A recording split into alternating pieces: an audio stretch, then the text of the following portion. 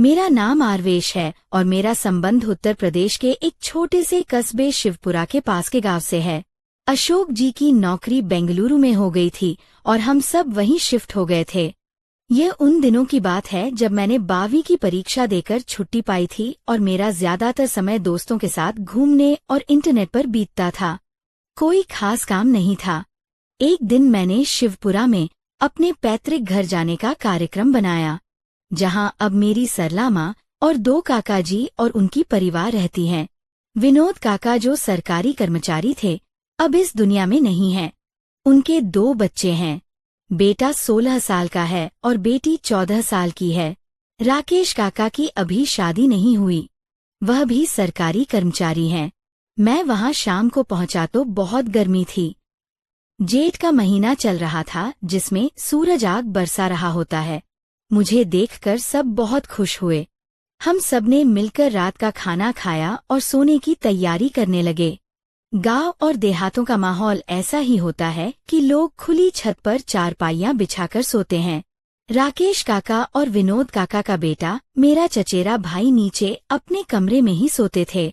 वैसे भी मेरे चचेरे भाई को रात देर तक टीवी देखने का शौक था।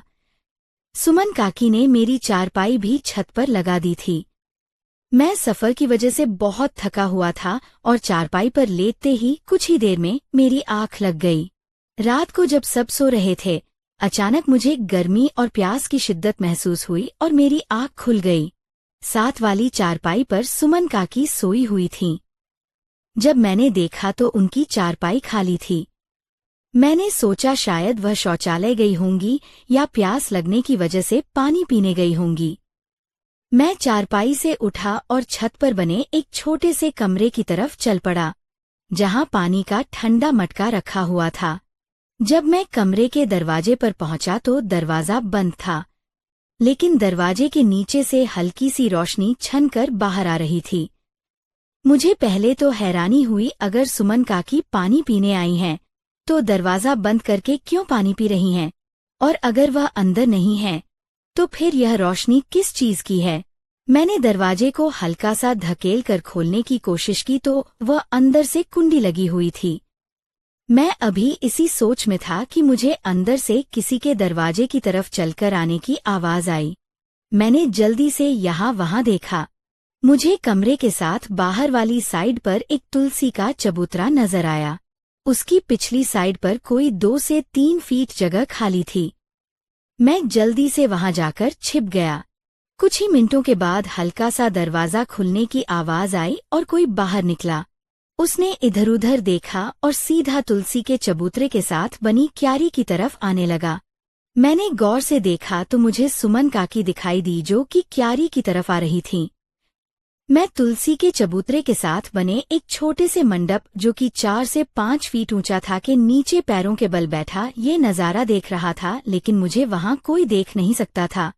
चांद की हल्की रोशनी में मुझे सब साफ नजर आ रहा था। जब सुमन काकी क्यारी के करीब पहुंची तो मैंने देखा कि उन्होंने वहां से कोई चीज उठाई और दोबारा उसी कमरे की तरफ वापस चली गईं। उनके जाने के कोई 2 मिनट के बाद मैं चुपके से वहां से निकला और कमरे की तरफ गया। इस बार दरवाजा हल्का सा खुला हुआ था, लेकिन हल्की सी रोशनी आ रही थी।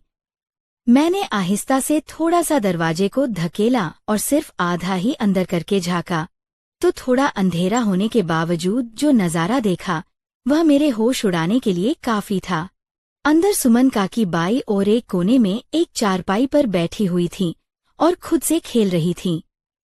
ये नजारा देखकर मैं होश खो बैठा और जब लगभग 10 सेकंड के बाद मैं कल्पनाओं की दुनिया से वापस आया और जब आंखें खोली तो मेरे पैरों तले जमीन खिसक गई। जब मैंने आंखें खोली तो देखा सुमन काकी का रंग उड़ा हुआ था और उनकी नजरें मेरे चेहरे पर थीं। मैं अभी डर और शर्मिंदगी की सोच में था कि उनकी आवाज मेरे कानों तक पहुंची। आरवेश, तुम यहाँ क्या कर रहे हो? मैं बिना उनकी तरफ देखे तेजी से चलता हुआ सीढ़ियां उतरकर नीचे वाले कमरे में जाकर अंदर से कुंडी लगाकर बैठ गया और डर और शर्मिंदगी से सोचने लगा कि अब आगे क्या होगा, मैं उनका सामना कैसे करूंगा। अगर उन्होंने किसी को बता दिया तो अशोक जी की मार और खासकर सबसे राकेश काका के बारे में सोचकर ही मैं डर रहा था।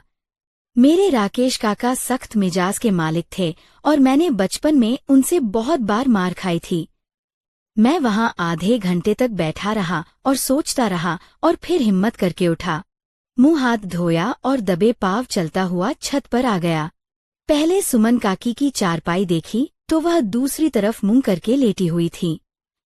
मैं चुपके से आकर बिना कोई आवाज किए अपनी चारपाई पर आकर लेट गया और सुबह का इंतजार करते करते न जाने कब आंख लग गई और मैं सो गया। सुबह कोई 9 बजे का वक्त था जब मेरी चचेरी बहन काव्या ने मुझे आकर जगाया कि आरवेश भैया उठो, सरला माँ और माँ नीचे नाश्ते के लिए बुला रही हैं। मैं अचकचाता हुआ उठा और सीधा शौचालय में घुस गया। नहा धोकर नाश्ते के लिए सबके साथ बैठ गया। सरला माँ और बच्चे भी नाश्ता कर रहे थे। राकेश काका अखबार पढ़ रहे थे और साथ साथ नाश्ता भी कर रहे थे और सुमन काकी रसोई से चीजें लाकर नाश्ता लगा रही थी। मैं चोरी चोरी उनकी तरफ ही देख रहा था। जब नाश्ता लग गया तो वह भी आकर नाश्ता करने लगी। जब मेरी और उनकी नजरें मिली तो हम दोनों ने फौरन नजरें चुरा लीं। हम दोनों एक दूसरे से नजरें नहीं मिला पा रहे थे। मैं बार बार उनकी तरफ देख रहा था। अचानक उन्होंने मुझे गुस्से भरी नजरों से देखा तो मैं डर गया और मुंह नीचे करके नाश्ता करने लगा। एक अजीब सा डर दिल में था कि उन्होंने नाश्ते के बाद अगर राकेश काका को बता दिया तो मेरी खैर नहीं है। आज इसी सोच में निवाला गले से मुश्किल से उतर रहा था। मैं इन्हीं सोचों में गुम था कि राकेश काका बोले, बच्चों बस्ते उठा लो, स्कूल जाने का समय हो गया है। और मुझे कहा, आरवेश बेटा शाम को ड्यूटी के बाद तुमसे बातें करेंगे। मैंने बस इतना ही कहा, जी राकेश काका, और वह कुछ ही मिनटों के बाद बच्चों के साथ चले गए। सरला माँ अपने कमरे में चली गई और सुमन काकी बर्तन उठाकर रसोई में रखने लगी। मैं भी चुपके से उठा और टीवी वाले कमरे में बैठकर टीवी देखने लगा। टीवी में खास मन नहीं लग रहा था। बार बार एक ही बात दिमाग में आ रही थी कि अभी तक उन्होंने राकेश काका को रात वाली बात नहीं बताई है, लेकिन वह किसी भी वक्त बता देंगी तो फिर क्या होगा। बस यही डर मुझे खाए जा रहा था। रसोई से उनके बर्तन धोने की आवाज आ रही थी। फिर कुछ देर बाद मैंने देखा कि वह पूरे घर में झाड़ू लगाने लगी, पहले आंगन में फिर बाकी कमरों में भी। जब वह टीवी वाले कमरे में आईं और मुझे थोड़ा रूखे अंदाज में बोलीं कि आरवेश बाहर जाओ, मुझे कमरा साफ करने दो, सफाई के बाद बैठकर टीवी देख लेना। मैं खामोशी से उठा और बाहर आंगन में पड़ी चारपाई पर आकर बैठ गया। फिर कुछ देर बाद मैंने देखा सुमन काकी टीवी वाले कमरे से सफाई करके अपने कमरे में चली गई और मैं फिर टीवी वाले कमरे में आकर बैठ गया और टीवी लगा लिया, लेकिन दिमाग कहीं और था। थोड़ी देर बाद मैंने कमरे की खिड़की से देखा कि सुमन काकी अपने कमरे से निकलकर दूसरे कमरे की तरफ जा रही हैं और कमरे में दाखिल होकर अंदर से दरवाजा बंद होने की आवाज आई। मेरे दिल में फिर शैतान ने दस्तक दी और मैं रात वाले वाक्य के बारे में सोचने लगा। अचानक मैं वहां से उठा और उस कमरे की तरफ चलने लगा और कमरे के दरवाजे के पास पहुंचकर मैं दरवाजे के अंदर देखने की कोशिश करने लगा, लेकिन दरवाजा लोहे का बना हुआ था और उसमें कोई खास ऐसी जगह नहीं थी जिससे अंदर देखा जा सकता था। मैं अंदर देखने के लिए जगह तलाश कर रहा था। यकाएक मुझे जहां दरवाजे का ताला था उसके बिल्कुल नीचे एक छोटा सा सुराख नजर आया। मैंने फौरन वहां आंख लगाई और अंदर का नजारा देखकर खुश हो गया कि सुमन काकी फिर से वहीं कर रही थीं। मैं इस नजारे में मग्न था कि सुमन काकी नीचे बैठ गई और उनका मुंह तो पहले ही दरवाजे की तरफ था और मुझे ऐसा लगा कि उन्होंने मुझे सुराख से देखते हुए देख लिया है। वह इस वक्त बिल्कुल सुराख की तरफ देख रही थीं। मेरी तो उस वक्त हालत खराब हो गई और मैं वहां से भागता हुआ सरला माँ के साथ वाले कमरे में जाकर दरवाजा बंद करके बैठ गया और डर से पागल हो गया और सोचने लगा कि ये मैंने फिर क्या गलती कर दी है। अब तो मेरी खैर नहीं है और सुमन काकी आज जरूर राकेश काका को बताकर रहेंगी और आज मेरी शामत आएगी। मैं इसी कश्मकश में बैठा हुआ सोच रहा था कि आगे क्या होगा मेरे साथ। थोड़ी ही देर बाद मुझे उस कमरे का दरवाजा खुलने की आवाज आई और फिर किसी के कदमों की आवाज आहिस्ता आहिस्ता मेरे कानों में गूंजने लगी और वह आवाज जिस कमरे में मैं बैठा हुआ था उसके नजदीक आती हुई महसूस हो रही थी और मेरे दिल की धड़कन तेज हो रही थी। जैसे ही वह आवाज कमरे के पास पहुंची तो मैं डर से कांपने लगा, लेकिन फिर मुझे साथ वाले कमरे के दरवाजे के बंद होने की आवाज आई और थोड़ी सी खामोशी हो गई। साथ वाला कमरा सुमन काकी का अपना बेडरूम था। मैंने हिम्मत की और आहिस्ता से चलते हुए कमरे के दरवाजे का ताला खोला जिसमें मैं बैठा हुआ था और थोड़ा सा खोलकर बाहर देखा तो साथ वाला कमरा बंद था। मैं थोड़ा सा सुकून में आया और वापस दरवाजा बंद करके अंदर कमरे में आकर बैठ गया था और दरवाजा बंद नहीं किया और चारपाई पर बैठकर सोचने लगा कि अगर सुमन काकी मुझसे खुद बात करती हैं तो आगे से क्या जवाब दूंगा और अगर वह शाम को राकेश काका को बता देंगी तो कैसे बच सकूंगा। मैं इन्हीं सोचों में गुमसुम बैठा था और कोई आधे घंटे के बाद यकाएक मुझे मेरे कमरे का दरवाजा खुलने की आवाज आई और मैंने मुंह उठाकर देखा तो सामने दरवाजे पर सुमन काकी थीं और उनको देखकर मेरा रंग पीला पड़ गया। वह कमरे में दाखिल हुई और दरवाजा बंद कर दिया और चलती हुई मैं जिस चारपाई पर बैठा था उसके सामने वाली चारपाई पर आकर बैठ गई और थोड़ी देर के लिए खामोश हो गई। मैं डर से उनसे आंखें नहीं मिला सकता था, इसीलिए मैं मुंह नीचे करके बैठा हुआ था। कोई 1 मिनट की खामोशी के बाद सुमन काकी की आवाज मेरे कानों में गूंजी। उन्होंने कहा, आरवेश तुम आखिर ऐसा क्यों कर रहे हो? शर्म नहीं आती? तुम रात को भी बिना इजाजत मेरे कमरे में आ गए और आज दूसरे कमरे में भी यही हरकत की है। मैं तुम्हारी काकी हूँ और तुम मुझ पर गंदी नजर रखते हो। मैं बस उनकी बातें सुन रहा था, लेकिन आगे से जवाब देने की हिम्मत मुझ में नहीं थी। उन्होंने फिर सख्त लहजे में कहा, जवाब दो, आगे से बोलते क्यों नहीं? मैं अब उनको क्या जवाब देता? गलती मेरी अपनी थी। फिर सुमन काकी बोली, आज मैं तुम्हारे राकेश काका को शाम को बताऊंगी कि तुम अच्छे लड़के नहीं हो ताकि वह तुम्हारे दिमाग से ये ख्याल निकाल सकें। उनकी बात सुनकर मैं डर गया और मैं फौरन उठा और सुमन काकी के पैरों में गिर गया और उनसे माफी मांगने लगा और उनसे माफी की भीख मांगने लगा और दोबारा से ऐसी हरकत ना करने की तौबा करने लगा और बार बार उनसे कहने लगा, सुमन काकी मुझे माफ कर दें, राकेश काका को ना बताएं, मैं दोबारा कभी भी नहीं करूंगा। थोड़ी देर बाद सुमन काकी को मुझ पर रहम आ गया। उन्होंने कहा कि मैं आज तुम्हें माफ कर रही हूँ और राकेश काका से भी बात नहीं करूंगी, लेकिन आइंदा ऐसी हरकत हुई तो याद रखना मुझसे बुरा कोई नहीं होगा। मेरी जान में जान आई और मैंने कहा, सुमन काकी मैं वादा करता हूँ आइंदा ऐसा कभी नहीं होगा। और फिर वह उठकर बाहर चली गईं।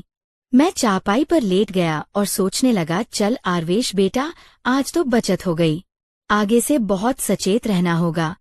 फिर इसी तरह ही कुछ दिन गुजर गए और मैं भी सामान्य हो गया और सुमन काकी से भी हल्की फुल्की बातचीत होती रही और राकेश काका और बाकी सब घर वालों से भी उठना बैठना चलता रहा। फिर एक दिन दोपहर के वक्त सरला माँ अपने कमरे में थीं और सुमन काकी भी घर का काम खत्म करके अपने कमरे में आराम कर रही थीं और बच्चे 3 बजे घर आते थे और राकेश काका 5 बजे आते थे। मुझे ख्याल आया सब अपने कमरों में हैं और समय भी खाली है और मैं अपना सरसों का तेल मालिश के लिए भी साथ लेकर आया हुआ था। मैंने बैग से तेल की शीशी निकाली और सुमन काकी के साथ वाला कमरा, उसमें ही दरवाजा बंद करके अपनी चारपाई पर बैठ गया और तेल से अपने शरीर की मालिश करने लगा और मालिश में मग्न हो गया।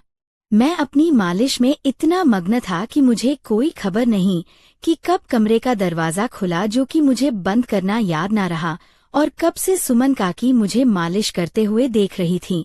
और जैसे सुमन काकी की नज़र मेरी नज़र से मिली, वह यकाएक दरवाजा बंद करके अपने कमरे में चली गई। मुझे उनके कमरे का दरवाजा बंद होने की आवाज आई और मैं होश में आ गया। मैं जल्दी से भागता हुआ सुमन काकी के दरवाजे को कांपते हुए हाथ से खटखटाया तो अंदर से हल्की सी आवाज आई, कौन है? मैंने कहा, सुमन काकी, मैं हूँ।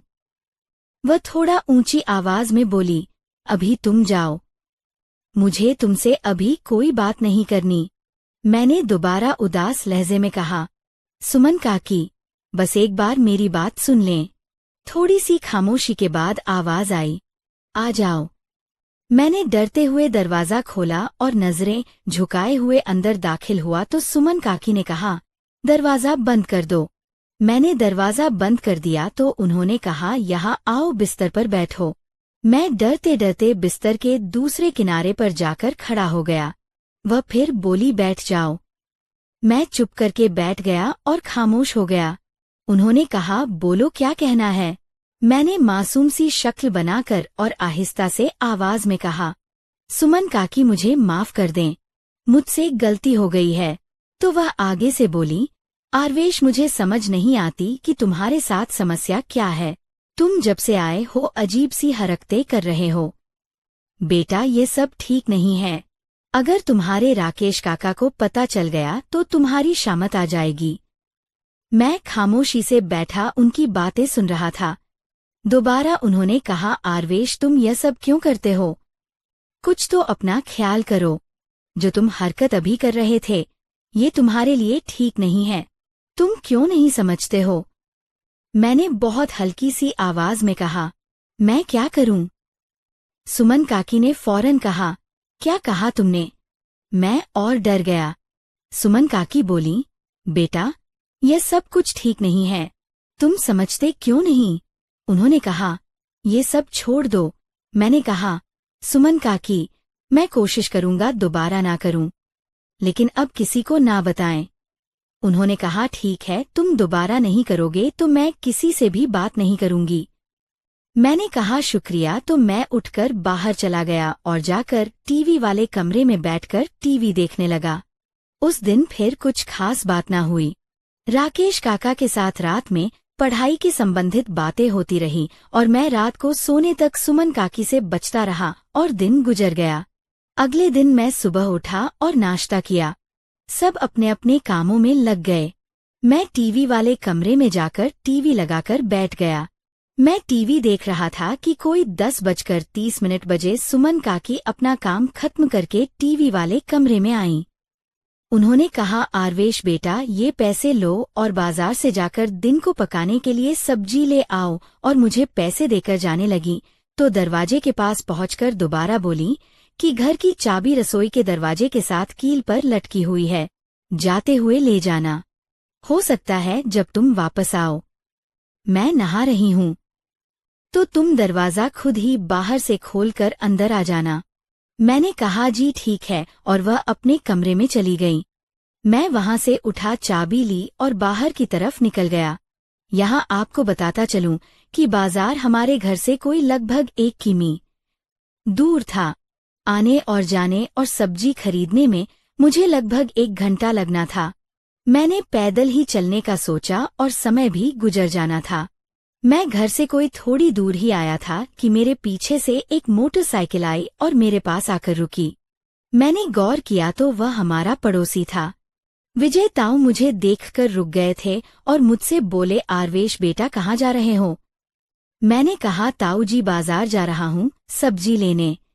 तो वह आगे से बोले, आओ बेटा बैठो, मैं भी बाजार ही जा रहा हूँ, दवा खाने से दवाई लेनी थी। मैं उनके साथ बैठ गया और हम बाजार चले गए। वहां से मैंने सब्जी ली और ताऊ जी ने भी दवाई ली और हम कोई लगभग 30 मिनट में ही वापस आ गए। उन्होंने मुझे मेरे घर के सामने उतारा। मैंने उनका शुक्रिया अदा किया और वह अपने घर चले गए। मैं अपने दरवाजे पर खड़ा घंटी देने लगा तो मुझे याद आया कि मेरे पास चाबी जो है, और वैसे भी सुमन काकी नहा रही होंगी। मैंने सब्जी का थैला नीचे रखा और जेब से चाबी निकालकर दरवाजा खोला और सब्जी का थैला उठाकर अंदर दाखिल हो गया।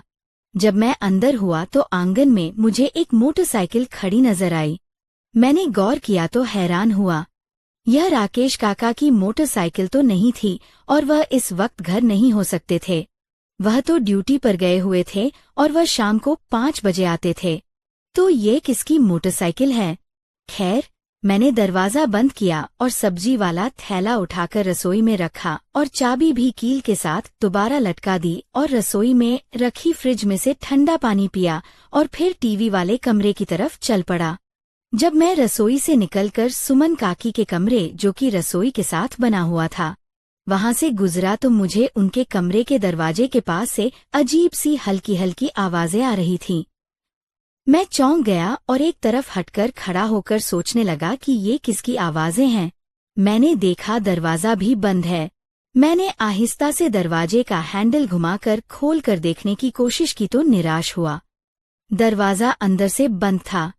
मैं डर भी रहा था और सोच रहा था कि अंदर कैसे देखूं कि अंदर से किस चीज की आवाजें आ रही हैं।